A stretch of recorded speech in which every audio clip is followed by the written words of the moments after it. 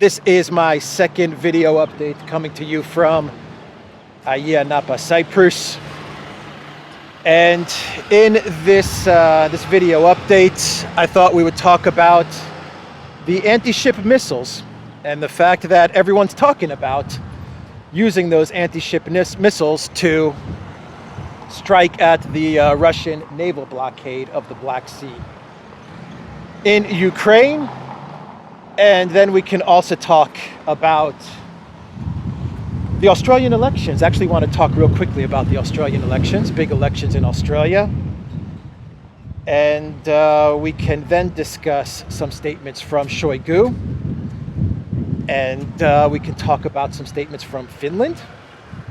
And we'll wrap it up with the clown world from Canada. So we're covering a lot of territory, aren't we?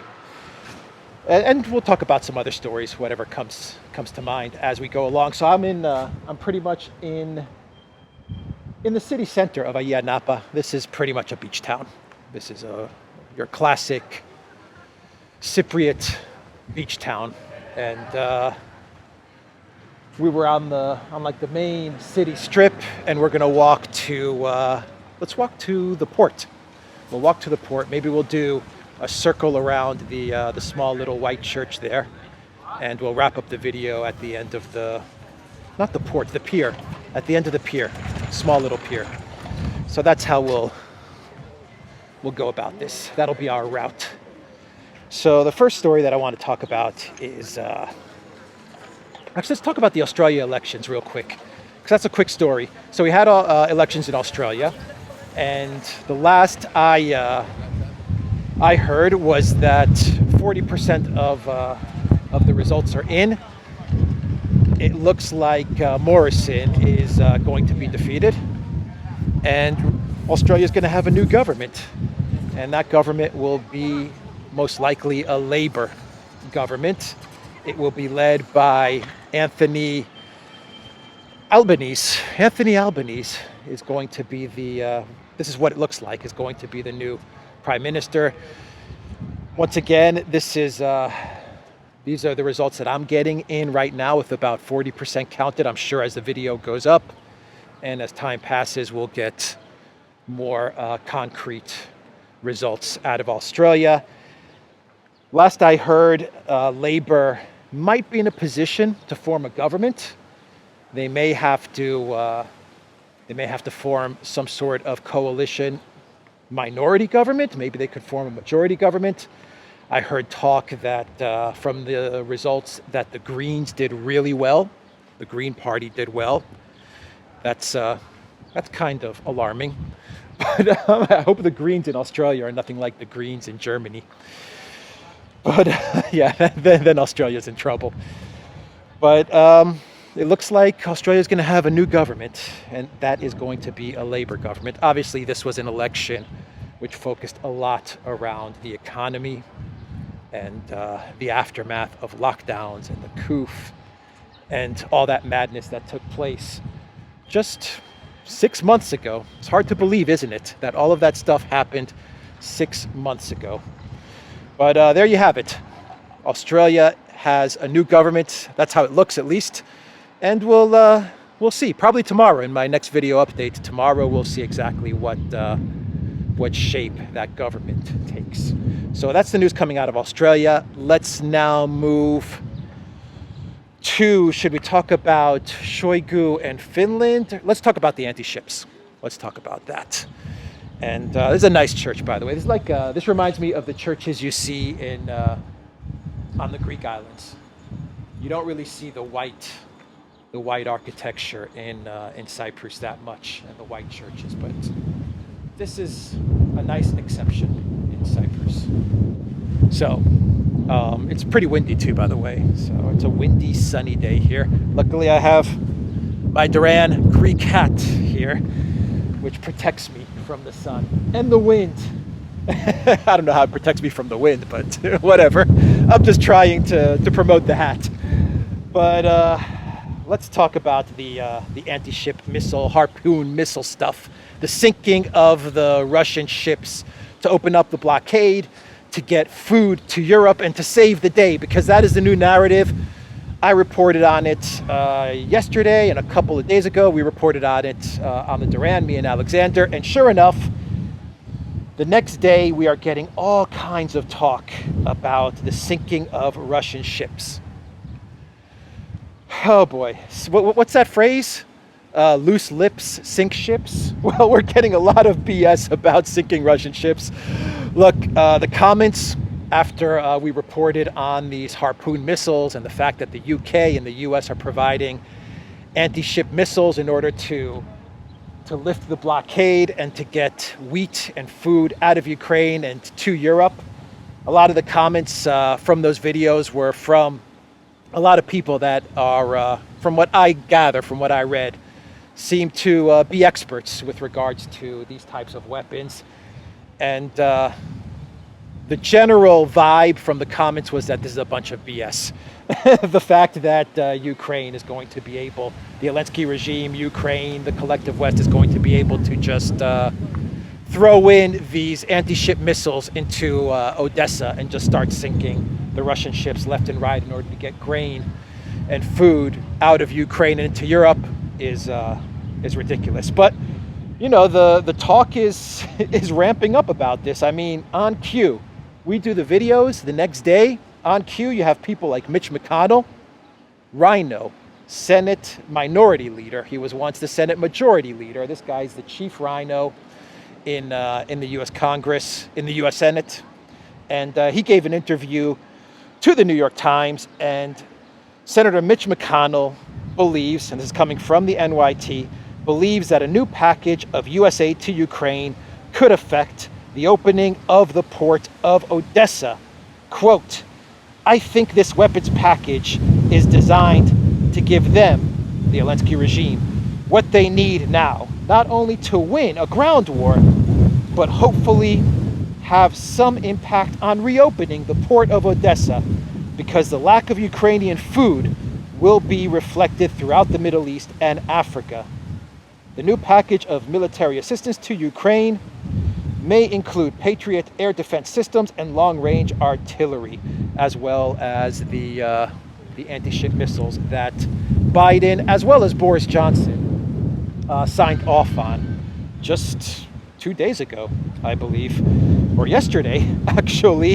And so there you have Mitch McConnell pretty much saying, look, we're going to open up the port of Odessa, and we're going to use these weapons to beat back the Russians, get the port open, and get food to the world, feed the world, like that, what is it, that Band-Aid, remember? That Band-Aid song from the 1980s, Bob Geldof and Sting and Boy George and Bono, feed the world. That is Mitch McConnell. That's the plan. It's crazy. It's crazy. This should be my clown world, because after reading everyone's analysis on this, it just doesn't seem possible, does it, that this could happen? But, you know, a lot of people are talking about it. Actually, a Ukrainian government official, the Ukrainian Interior Minister, to be more precise, he said that the U.S. is actually planning to sink Russian ships. And I'm looking for the story right now. 1 second. Let me see here. Let me see. Here we go. Here we go. And we're going to walk right now towards the harbor. We're going to walk through the harbor pub, I think. Oh, no, wait. We'll walk down this way. Not through the harbor pub. We'll walk down this way, and we'll actually end up all the way down there. I don't know if you can see the little lighthouse at the end of the pier. So this is coming from the Ukrainian Internal Affairs Ministry Advisor. Okay, he's the ministry advisor, not the minister. Mr. Geraschenko made the statement that the U.S. plans to help destroy the Russian fleet. He made the statement on Thursday, saying that discussions are now underway in relation to how the U.S. could help to break a Russian blockade of the Black Sea ports. Quote, "The U.S. is preparing a plan for the destruction of the Black Sea fleet. The effective work of the Ukrainians on Russian warships convinced the U.S. to prepare a plan to unblock the ports. Deliveries of powerful anti-ship weapons, Harpoon and naval strike missiles with a range of 250 to 300 kilometers are being discussed. After he said this, Pentagon Press Secretary John Kirby denied the claims. Kirby stated during a Friday press briefing, quote, "I can tell you definitively that's not true. I can tell you definitively that's not true." That is coming from the Pentagon Press Secretary, Mr. Kirby. And so Kirby walked that back real quick. You know, I was watching a video from Andrei Martyanov, and he was commenting on all of these claims that Russian ships are going to get sunk by these Harpoon anti-ship missiles, and he was just like, there is no chance. And if the U.S. was to do something like that, or the UK, then Russia would just take it out on their ships as well, or do something in retaliation, something big. So the U.S. is, I believe Kirby. I think the U.S. is not going to touch that one. Why they're giving these anti-ship missiles? I just think this is, once again, this is like PR optic stuff. You see, they're giving these anti-ship missiles, and now you have McConnell talking about it, and you have this Ukrainian official talking about it, and there's all this hype now about removing the Russian blockade. You know what it does? It puts the Russian blockade into focus, and by putting the Russian blockade into focus, then the U.S. and the media can spin the blockade as something that is starving the world. That's why I think they put together this anti-ship missile thing, both the U.S. and the U.K. I'm positive it has nothing to do with actually taking out Russian ships at all. It's all about media spin. It's all about putting out the narrative that this blockade is what's going to prevent wheat from leaving Ukraine, and that's what's going to starve the world. And because of that, you know, Putin is evil. That's pretty much the gist of it. So you have that story, and you also have the story around Finland. And Shoigu, the Russian defense minister, Shoigu, who supposedly had a heart attack like 3 weeks ago, but sure enough, Shoigu came out with a statement, and he said that given NATO's expansion, specifically to Finland, that Russia's going to have to move around some military pieces in and around the border with Finland. And Shoigu announced that there's going to be new military units on the western border over Finland's NATO bid. And let me pull up a quote. The defense minister, Sergei Shoigu, described in public statements that Russia's military is beefing up its troop presence along its western borders, though without specifying which exact locations. Finland shares an 800-mile border with Russia. Shoigu outlined that 12 new units will be established under the Western Military District for new border patrols to include heavy equipment. Quote, "We are taking adequate countermeasures under these conditions. We are actively improving the combat composition of the troops. By the end of the year, 12 military units and subunits will be formed in the Western Military District," Shoigu told Russian media outlets.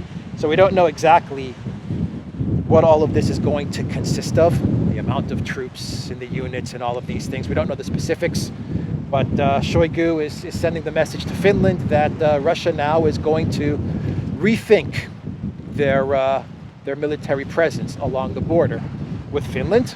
This was obvious. I don't think this should surprise anybody. But the Prime Minister of Finland came out with a statement right away, looking to calm things down.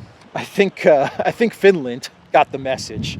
At least that's how it looks from the statements from Prime Minister Sanna Marin.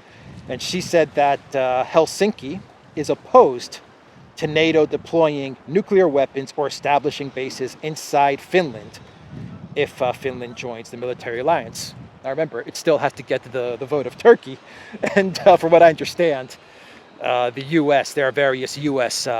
Congressmen like Menendez who are really pissed off with Turkey. I mean, they are furious with Turkey and the fact that Turkey is looking to extract certain things from the collective West in order to give its yes vote to Finland and Sweden entering NATO. But should Finland enter NATO, you have Marin saying that there will be no nuclear weapons or military bases inside of Finland. You know, you could believe her, and that's fine.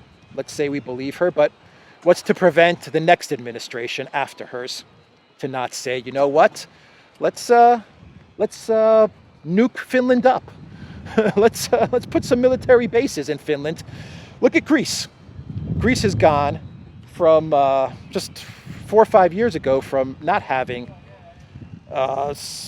They always had a U.S. presence, but not a huge U.S. military presence. And now Mitsotakis has he's turned Greece into one big U.S. military base. And that's not an exaggeration. I mean, there are U.S. bases now from north all the way to south in Greece. And that's Mitsotakis. Just in the last 6 months to a year, he's done that. So while the current Finnish administration may say, we're not going to put nukes in Finland, and we're not going to allow NATO military bases, in 2, 3, 4 years, that could all change. You know, Finland could decide to go the way of Poland or Romania and tempt Russia, poke the bear and say, you know what, we're going to store some missiles right here in Finland. How about that? Poke the bear and see what Russia does. It's possible.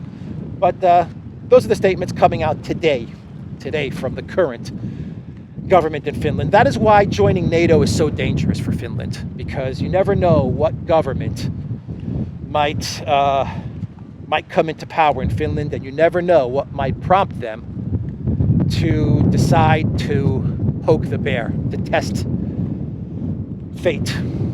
You just don't know. So that's the statement coming out of Finland. And we also have news that Germany, Italy, and Austria, companies in Germany, Italy, and Austria are all signing up to gas for rubles. They're all on board. So there's that news. And we also have the news today. Actually, today is the day that that gas has been cut from Finland, since we're talking about Finland. Gas has been cut. No more gas to Finland. That took place today. So we have that news as well. Of course, Finland is not a big user of Russian gas, at least not in the consumer sector. In the business sector, they are. They do use Russian gas, but I think they've got some workarounds in place.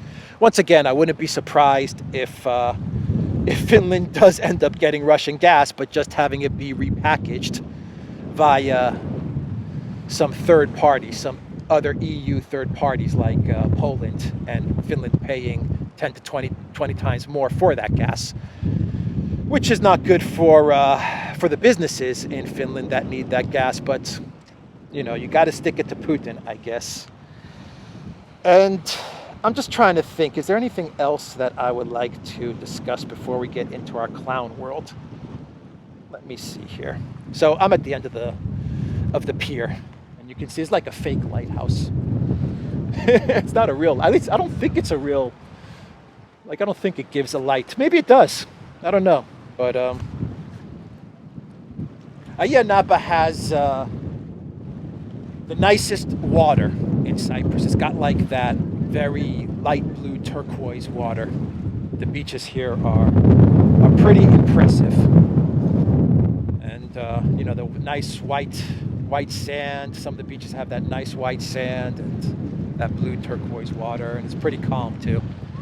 But it's also a party town. There's a good place if you're a teenager in your 20s and you want to come and party it up. This is kind of like it's like a very small version of Ibiza. Very, very small version of Ibiza. But it's nice. It's nice. It's about an hour 15-minute drive from where I am, Nicosia. So I'll be here for a couple of days, kind of showing everyone this beach town, which is quiet in the winter, but you know, it livens up in the summer. I'll show everybody around this beach town, and I'm kind of curious to see the makeup of tourism, because Cyprus has lost its Russian tourist market. So I'm very curious to see where the tourists are from. It's still early. I mean, end of May, it's still early in the tourist season, but maybe I'll be able to get a vibe as to what countries are going to be replacing the Russian tourist market, which was big for Cyprus. I mean, I've heard reports that the Russian tourist market was around anywhere from 35% to like 40%, 30 to 40%. Let's put it there. That was the Russian tourist market. So losing that is going to be a very painful hit for Cyprus, but we'll see.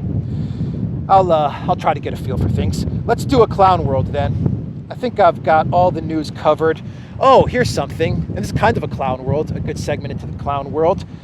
I did a video just yesterday, and I talked about how former Chancellor Gerhard Schröder was being sanctioned by the German parliament and the German government because he had good relations with Russia and with Putin. And he was being sanctioned, his offices were losing funding, and they were placing all kinds of restrictions on him. He was also sitting on the board of Rosneft. I think he was on the board of Rosneft, the Russian oil company. He's had to resign from the board now, and he's kind of falling in line. I mean, the guy's like 78 years old, and what's he going to do? What's he going to do? He's kind of now, you know, falling in line and saying, I resign from any connection with Russia. And, you know, he's walking things back, it seems. That's how it seems. Berlusconi, because I was talking about Schröder, and I mentioned Schröder and Berlusconi and Jacques Chirac and, you know, Putin, the golden days of Europe, when Europe actually did have some leadership. Though, am I wrong, or was Gerhard Schröder the chancellor when NATO bombed Serbia? Am I wrong about that? I think he was. I think he was in office when NATO illegally attacked Serbia. So that's not good for Schröder. But Berlusconi, the former Italian leader, he came out with a statement saying that, and let me pull it up here, Europe must convince Ukraine to accept Russia's settlement proposals. Berlusconi, the former Italian prime minister and the leader of the Forward Italia party, expressed the opinion that Europe should persuade Kiev to accept Russia's demands to resolve the Ukrainian crisis. I think it is a little late for that, given the fact that I imagine Russia's terms with resolving the crisis would now include something along the lines of we're going to keep all our gains, as well as Mariupol. Kherson, by the way, is openly talking about entering the Russian Federation. I mean, they're pretty much 1 foot in the Russian Federation door, given the fact that you have Kherson and Mariupol and Lugansk and Donetsk, and those areas now are being swallowed up by the Russian military in pretty short order. I would imagine Russia would say, you know what,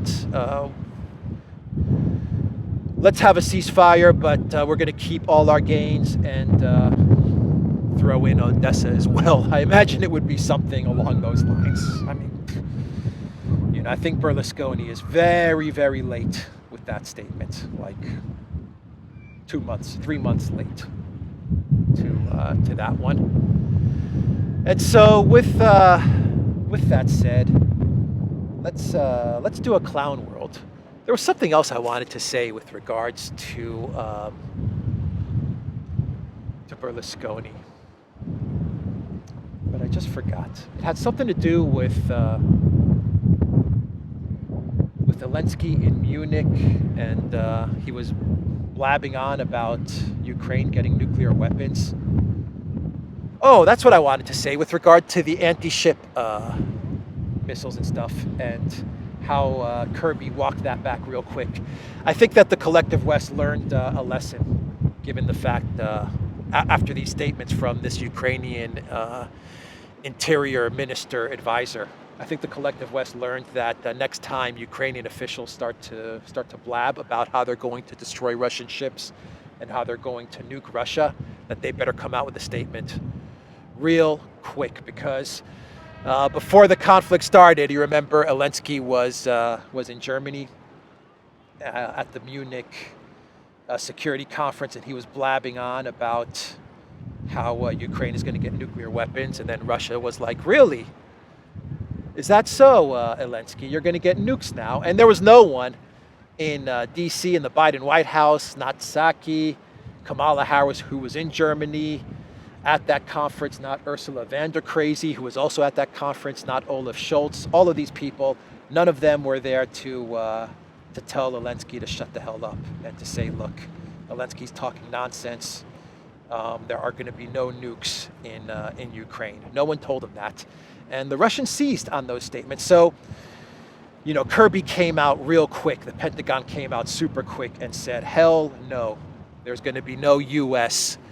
Attacks on Russian ships.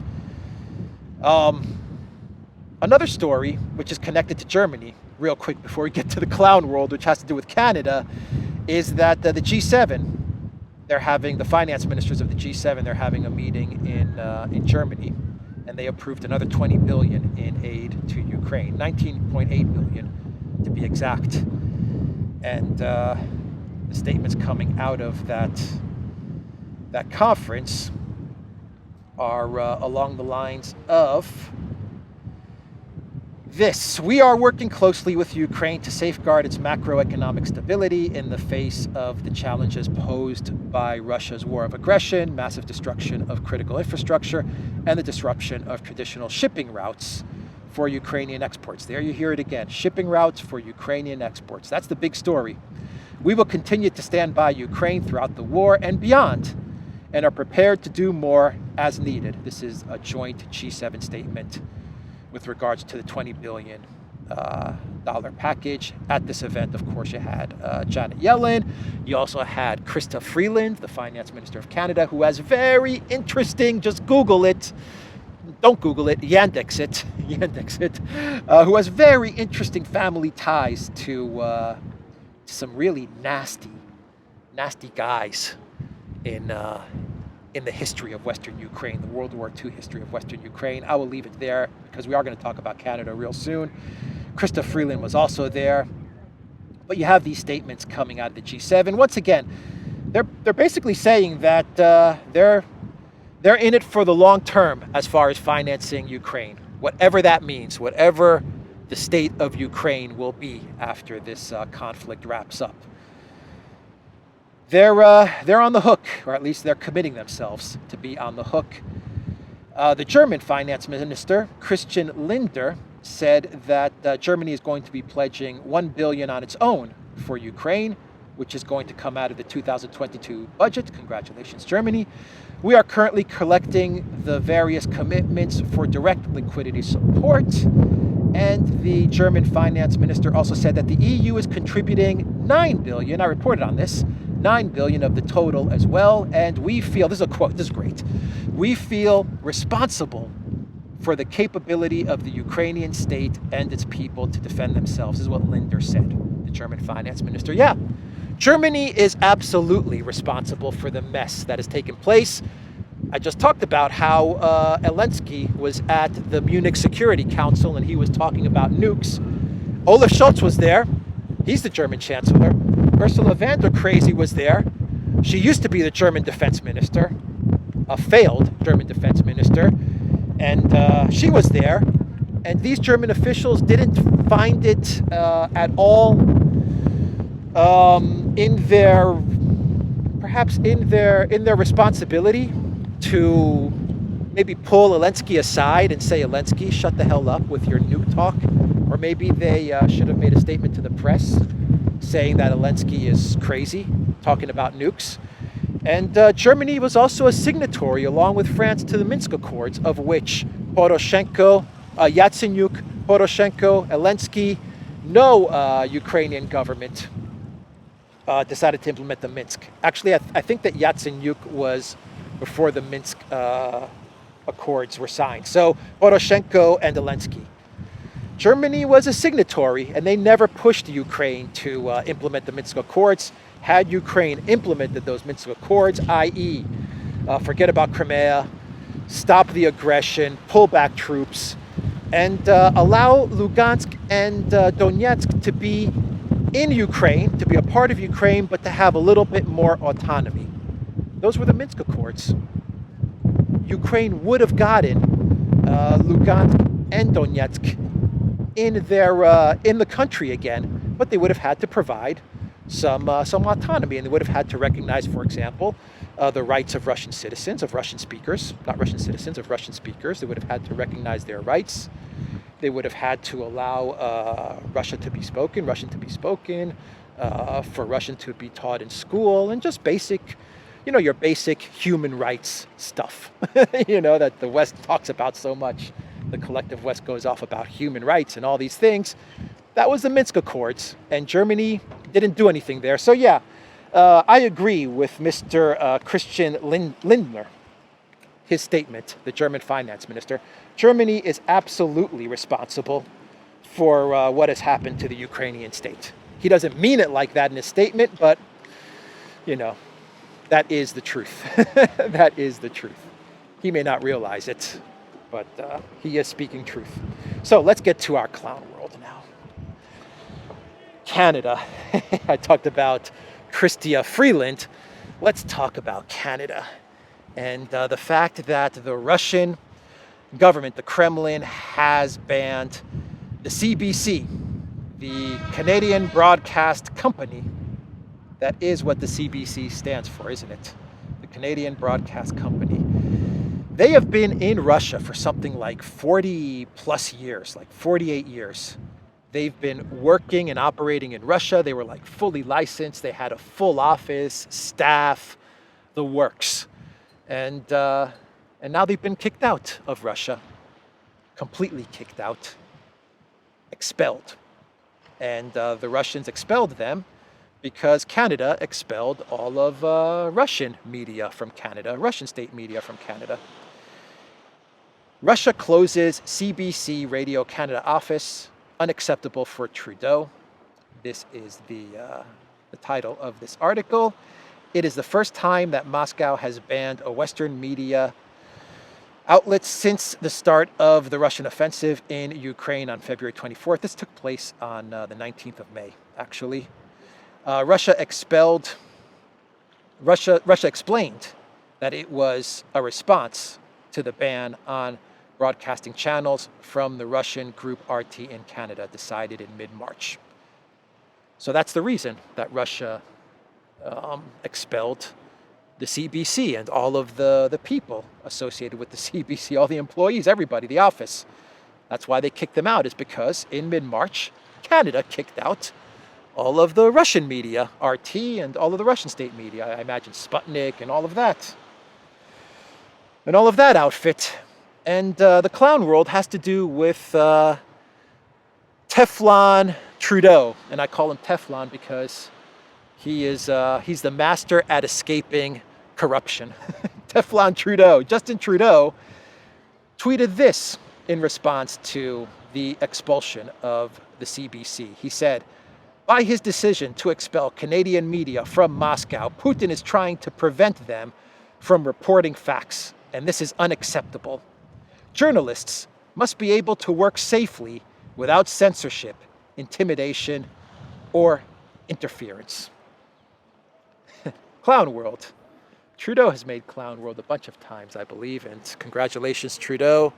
Once again, you are in the clown world segment because obviously there's no one in your administration to hold up a mirror to your statements and your actions.